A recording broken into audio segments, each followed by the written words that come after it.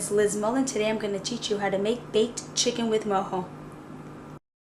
I took some more garlic, fresh garlic, and I'm going to rub my chicken with it. I love to do that. I like to even rub it against the back of the inside here. There's like, it feels like a backbone, and I like to rub my garlic right against there, placing it in places in between the thighs. Just gives it a lot of flavor. Trust me, in the holes that I've placed anywhere, I put it in there. Anywhere I've placed a hole, I try to fit a piece of garlic if I can. If I stabbed it, if I did a good job of it. Here we go. Here we go. That's what I'm talking about. Just place it in there. It's gonna just taste delicious. Placing it in there.